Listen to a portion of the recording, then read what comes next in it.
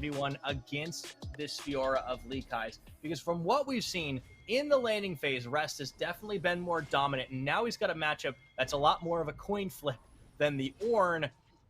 Not to mention an ultimate that it's kind of hard to mess up a World Ender. Just gonna say it.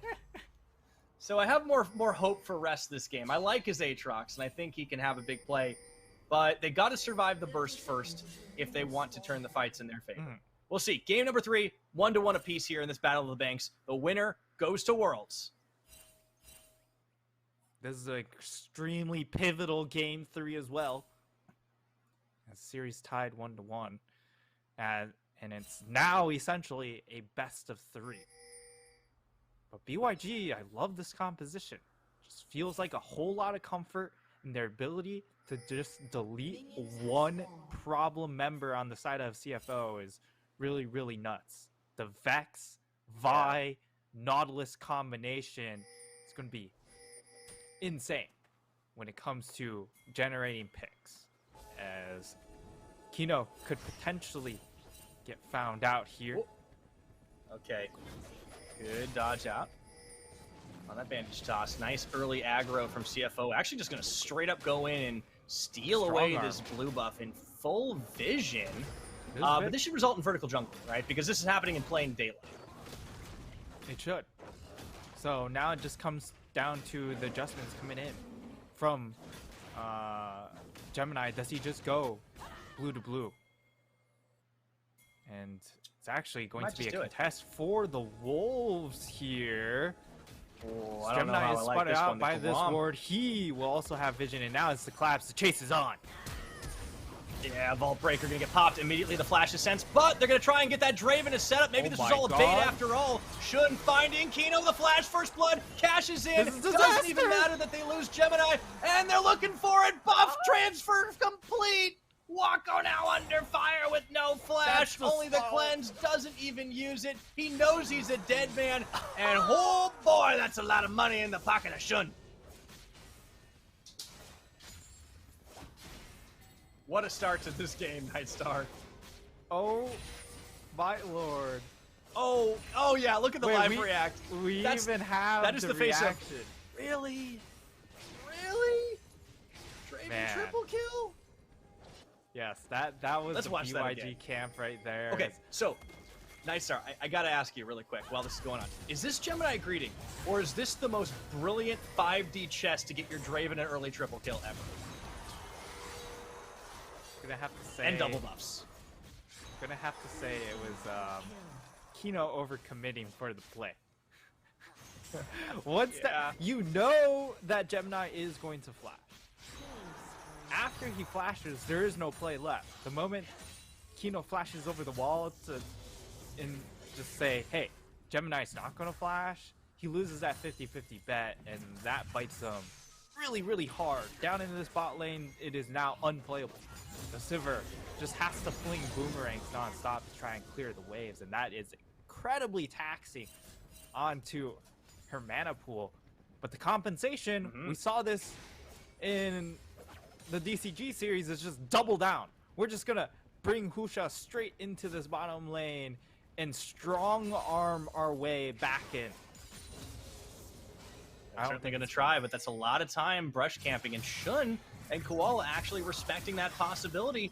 Now it's going to mean Gemini can actually get a farm lead going forward. Meanwhile, checking into the top side, there's always potential kill threat. League guy getting the better of Rest for now with the push in, but might also open up gank opportunities up there. I think it's going to depend a lot on what Gemini does, as he has this lead. Yeah, he gave over the buffs, but immediately they got given back to Shun anyway, so call that a win-win. It's a gold lead of about 1,000 and change here already, just off the back of that level 1, level 2 play.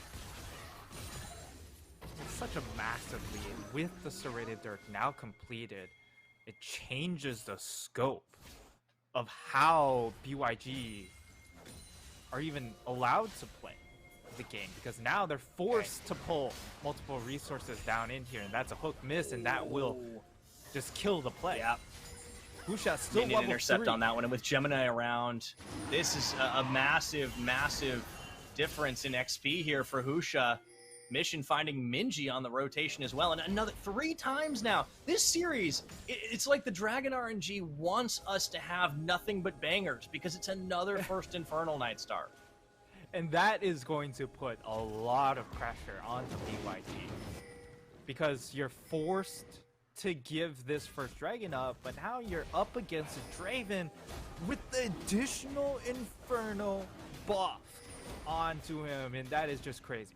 That is going to be crazy for the third Dragon because looking at this current situation, there's no way they try and approach second Dragon unless if that also turns out to be Hextech. And then, you know, unlucky. That is... Well, that just go next, right? Speaking of, that's kind of what I think if this were a scrim, most teams would probably be looking at. But yeah, Dragon picked up first. We will have another Hextech Drake. What is going on? We gotta cycle the Drakes. It's like it's just stuck on the same playlist. But all right. Beyond Gaming, this couldn't be worse for them in this early game. I wanted to take a minute and talk about things like the Vex in the mid, but all that's out the window here, Nightstar, because welcome to the League of Draven. Yeah, there is up on top for rest. No opportunity to breathe for the side of BYG because your Vi's now behind, needs to hit level 6.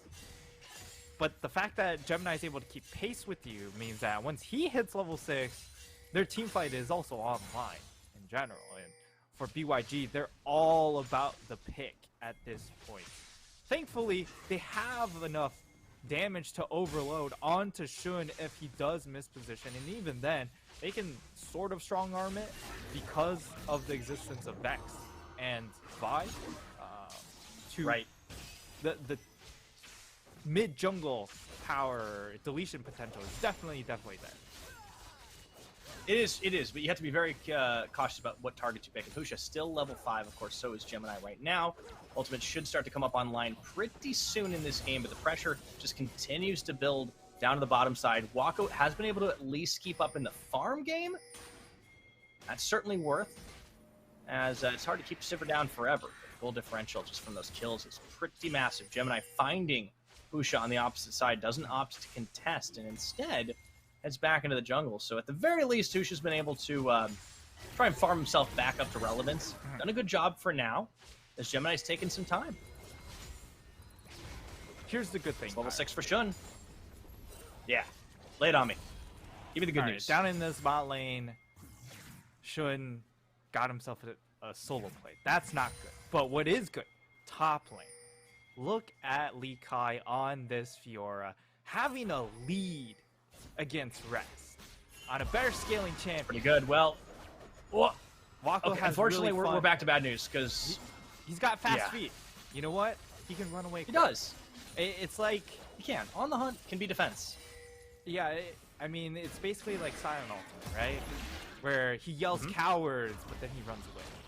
On the hunt, you're not hunting anymore. I mean, no, it is a hunt. It's just you're not the hunter. You're the hunted. Meanwhile, up top, speaking of hunting, Lee Kai really looking for a kill opener onto Rest, who is holding his own. But yes, the advantage, the farm differential, that is great to see. Here's Husha down with level 6. Oh, great flash. Immediate respect flash from Shun. Does not even give the opportunity for the play to come through. They back away. This does mean that Gemini can take this uncontested Herald in full vision of the ward. And Mission just gets free plates himself too. So all in all, trading that for a Shun flash and not a death, great move for CFO. Yeah, you can see the difference in both of these teams, right? When they are able to get their jungler into the other team's jungle, they can just full court press. And that is exactly what's happened coming in from both of these teams. And both junglers certainly having a big impact early on. 9.5 minutes. It's not even 10 minutes. We are 3. It's a 3K gold lead. Gold. Oh, what is this? We got to see where it all pans too, right? Yes. Like a lot of it obviously going to be on the Draven, but that was a lot of plates picked up by Gemini and Mission at the beginning of that one. So that is worth keeping in mind that there was going to be a bit of a split there. But this is huge, right? Like the Victor, I know I critiqued it in the pick ban, but yeah, if it's not under threat, if you never see the Vex ulti pop, then it doesn't really matter. If you leave him like to his own devices, he'll just kind of ooze damage. And let's talk. Yeah, let's talk a little bit about Minji's Vex as well, because we haven't seen it since the spring split. He played it in the playoffs, and he did have a decent performance on it against the side of J-Team, but Mission can play back. Mission can play safe, and one of the downsides of Vex is that when you do go all in, it really is all in on the Shadow Surge, right? Like, you can run straight into a Chaos Storm and Gravity Field, and that's not what you'd like. And Husha's all in as well. It's very hard commitment on the... Yeah, and the problem here for BYG on them being able to get back into the game, yes, you have the ability to delete one member. Unfortunately, though, it is now Husha onto just like an assassin, essentially. So his team fight impact is going to be a little bit limited later on in the game, as he's only got the ability to try and kill one person.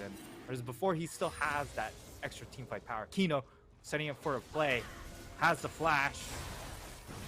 He wants to go for it, but they actually have Husha baited out. He immediately turns onto that cease and desist. Can they burst out the Draven? No, they cannot! Shun finally dies, but again, the cost is far too high. CFO clean up the play, claim Dragon number 2, and Shun buys himself a nice shiny Immortal Shield bow in the mix. Holy cow, he cashes in before he dies, Nightstar. That's huge. He cashes in, and not only that, but Minji falls short on the ultimate. Just short. And because of that, they missed that smallest amount of damage. We'll get to see on the replay here. Not quite in range, as you'll see it fizzles out right before. And that is maximum tragedy, because it allows Draven to cash in on an extra 630 gold. Let me just say, if you're Beyond Gaming, this is the never lucky baby rage game. Like, everything that could go wrong is going wrong for them right now, and that is just so unfortunate. Yes, they kill the Draven. They pay such a high price for it, and Minji must have been a pixel away from connecting on that. Yeah, and that's the issue with playing these champions you're not as familiar with. Yeah, that sucks, man. There's no other way to put that, but CFO, they'll take it. They've got themselves a massive gold lead. Not only that, they've got the advantage to just push wherever they want. Throw their weight around. Koala could just go blind into the Soken Gemini. They're just going to set up... It's not even a dive. It's just a stiff arm to cut off Wako as Koala goes the long route on the bandage toss, and forcing them to back away means, guess what? Time for more solo plates. Oh, Wako, he can't get greedy here. Oh my They would go for the Lord. dive. Whirling Death. Kino. Okay. Good prediction. Gonna reset for now. Oh!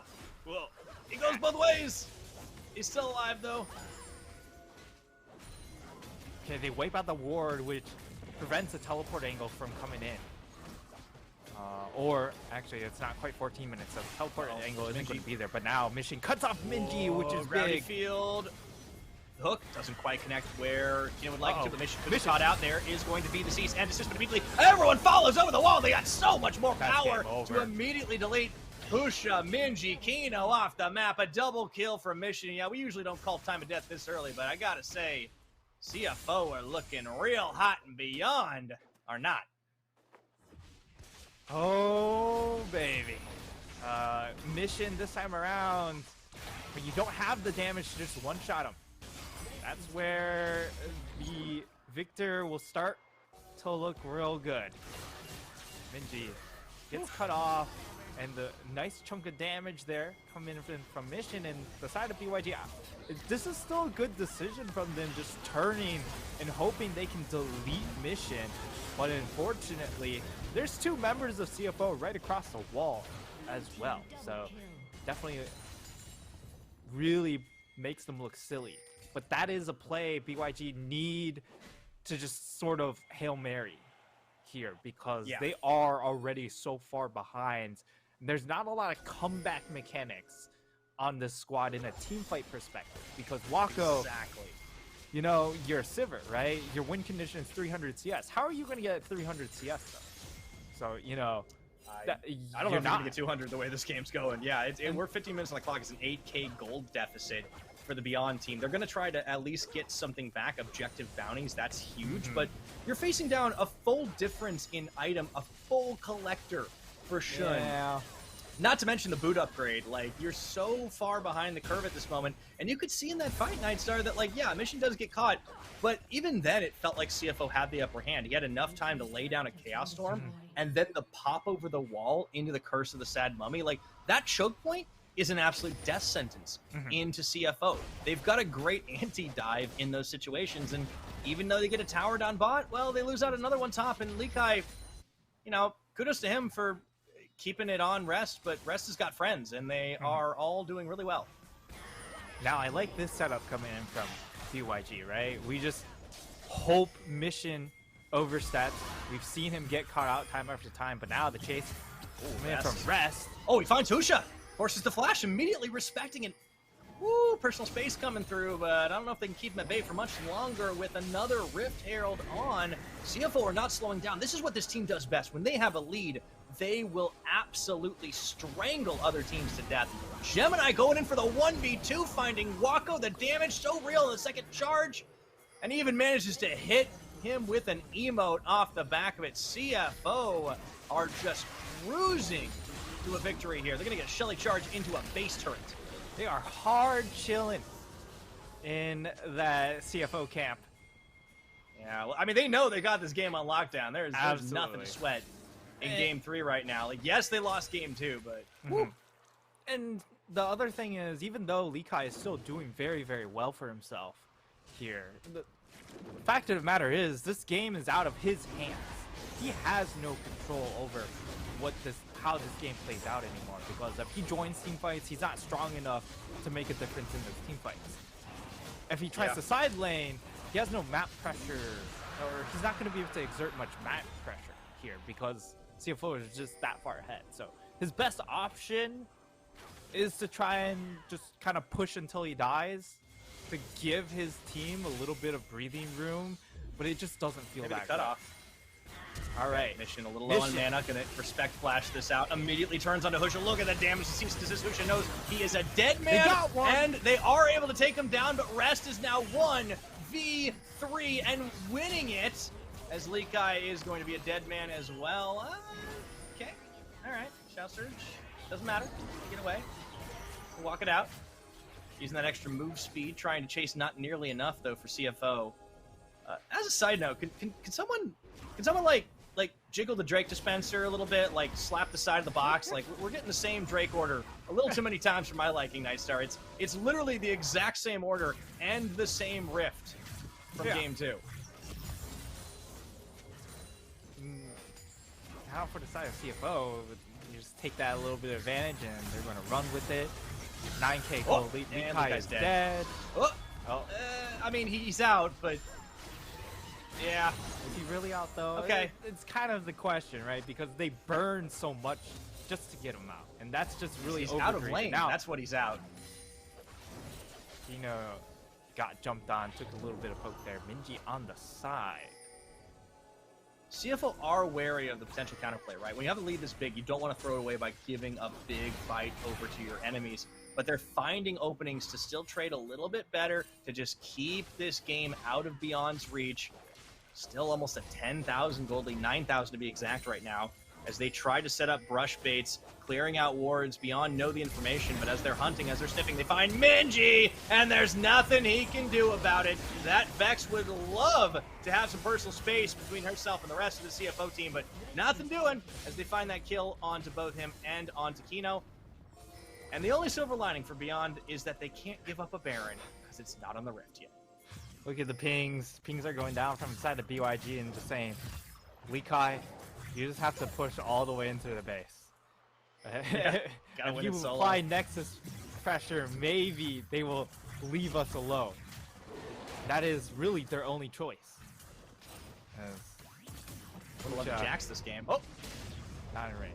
Husha tried to get that smite steal, but again, nothing seems to be going quite right for Beyond this game. And a lot of that is just stemming from the level 1 get-go. Shun getting that triple kill, it's not just about the gold lead.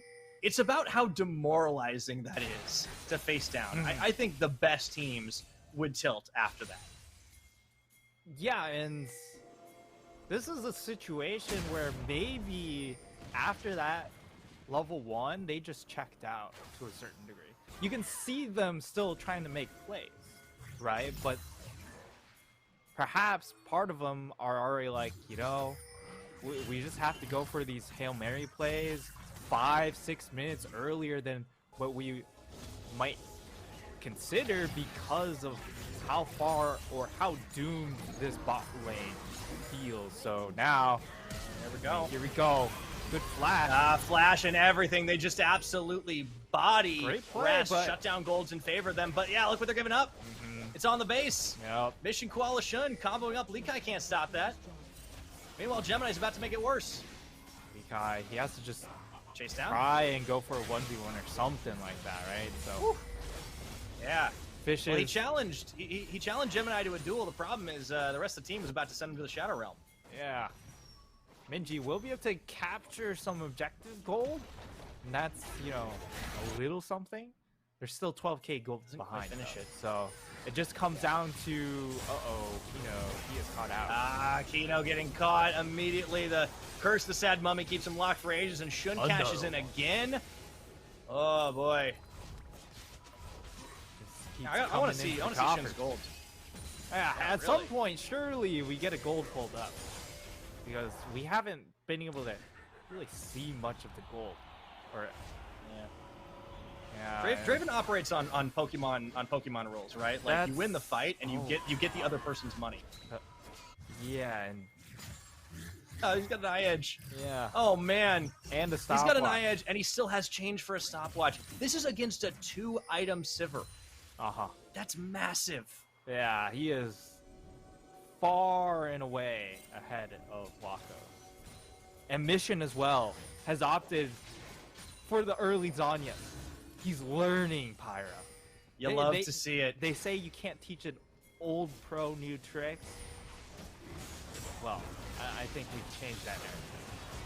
Yeah. Is it really an early Zanya's, or is it just like it's free because he has so much money? You know what? I feel like it's the latter. I don't want to think about it because I don't want to consider a world where Mission just goes, nah, it's only because I have that much money.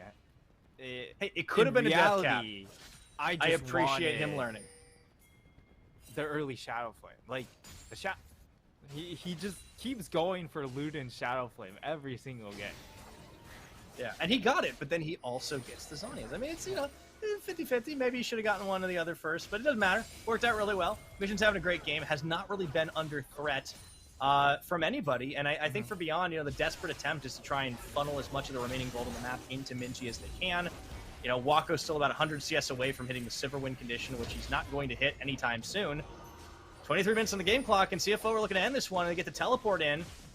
They're actually even going to bring Rest into the mid lane, not really any waves here. And now Kino goes in, but the rest of the team wasn't so sure about this one. Koala has to pop his own stopwatch, and the Whirling Death comes in to take Kino out. Another cash-in on the stacks, and just like that, the engage is gone. CFO going to clean up 2 inhibs. 2 inhibs down. Now it's just the last one, and Baron also I think up and available. I mean, they've got Soul we can even talk about. That's how off the wall this game has been in favor. Like, these games have swung so hard. The Beyond one definitely felt a little closer because of the more measured way that they played it out. But CFO are not a team that take a winning game for granted. Right? It's like the polar opposite of J-Team, where they will just look at the dilly-dally defense line a little bit and sometimes lose it. Oh, Minji's dead. Here comes the vibe, but Husha can't do anything. He's just getting body blocked out. They take him down. You gotta do something. But what can you do? Vi stands for not vibing. No, the vibes are not immaculate. Yeah. If No. Arcane ended like that, I would have been very sad, I gotta admit. Yeah. Ooh, definitely would not we got a Medjai's Raider. Oh, there we go. True. We got a Medjai's Raider in the house, by the way. You know what? Mission feeling himself. This is what I do expect from Mission, you know? Get ahead, get the Medjai's early. Could have even come much earlier, right? If he just had if he just transformed it a lot earlier, he'd have more stacks. That's all I have to say. But for BYG, wow, you just calling out Mission for everything. Man. Yeah, exactly. Yeah. No stopwatch. Stopwatch not early enough, and not early enough on the Medjai. But you know what he is doing? He's just pummeling everyone. Look, 78 gold farms. He's just farming stacks with that first strike. Somehow I don't think he's too worried about the slight inefficiencies he's had this game. Lee Kai forced out of his own base through the gates. Rest just hops the wall anyways, goes a-hunting. The minions going all the way through, and everyone on Beyond know this game is a lost cause. Probably was from early on. Koala gets taken low, and this game just is not going to matter as the Nexus is going to drop at 25.5 minutes. We got match point. CTBC flying Oyster. I think we got more questions than answers from this game because blue side dominance is very, very apparent so far, Pyra. It's 3-0. Oh, yeah.